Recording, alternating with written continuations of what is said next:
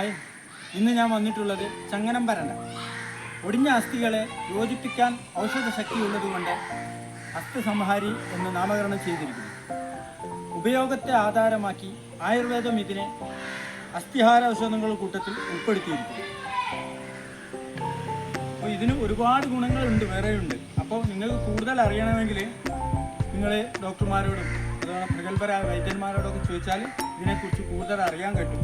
എനിക്ക് വീഡിയോയിൽ ഉൾപ്പെടുത്താൻ പറ്റുന്ന ഒരുപാട് ഗുണങ്ങൾ ഞാൻ പറഞ്ഞിട്ടുണ്ട്. അപ്പോൾ അവരുമായിട്ടൊന്ന് ബന്ധപ്പെട്ടാൽ നിങ്ങൾ കൂടുതൽ അറിവുകൾ കിട്ടുന്നതായി. സംസ്കൃതത്തിലെ വജ്രവല്ലി അസ്ഥി സംഹാര എന്നെല്ലാം അറിയപ്പെടുന്നു. ഉഷ്ണമേഖലാ പ്രദേശങ്ങളിൽ സാധാരണയായി കണ്ടുവരുന്നു. വരണ്ടതും ഇല കൊഴിയുന്നതുമായ വനങ്ങളിലും അവിടെ ഇവിടെ നൈസർഗികമായി വളരുന്നു.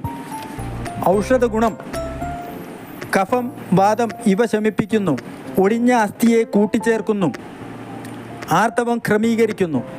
ചില ഔഷധ പ്രയോഗങ്ങൾ: ചങ്ങനം പരണ്ടയുടെ വള്ളിയും ഇലയും പച്ചക്കിടിച്ചു പിഴിഞ്ഞ് നീര് 1/2 ഔൺസ് അത്രയും തന്നെ തേനും ചേർത്ത് ദിവസം 2 നേരം വീതം 2-3 ദിവസം കുടിച്ചാൽ ക്രമം തെറ്റിയ ആർത്തവം ക്രമമാകും. അമിതമായ ആർത്തവ സ്രാവത്തിൽ ചങ്ങനം പരണ്ട ഇടിച്ച് പിഴിഞ്ഞെടുത്ത നീര്, ചന്ദനം, നെയ്യ്, തേൻ ഇവ ചേർത്ത് കഴിക്കുന്നത് അത്യുത്തമമാണ്. ഒടിവും ചതവുമുള്ള ഭാഗത്ത് ഇതിൻ്റെ തണ്ട് പതിവായി വെച്ച് കെട്ടുന്നത് നല്ലതാണ്. ചങ്ങനം പരണ്ടയുടെ സ്വരത്തിൽ അതുതന്നെ കൽക്കമാക്കി എള്ളെണ്ണ ചേർത്ത് പാകത്തിൽ കാച്ചി അരിച്ചെടുത്ത് ഒടിവിനും ചതിവിനും എണ്ണ തേപ്പ് ഉപയോഗിക്കാം. കുരുന്ന് തണ്ടും ഇലയും തണലിൽ ഉണക്കിപ്പൊടിച്ച് 3 ഗ്രാം മുതൽ 6 ഗ്രാം വരെ ദിവസം 2 നേരം വീതം പതിവായി കഴിച്ചാൽ വിശപ്പില്ലായ്മ, അരുചി, ദഹനക്കുറവ് ഇവ മാറിക്കിട്ടും. ഇത് അർശസ്, വാതരക്തം എന്നീ രോഗങ്ങളിലും ഉപയോഗിച്ചു വരുന്നു.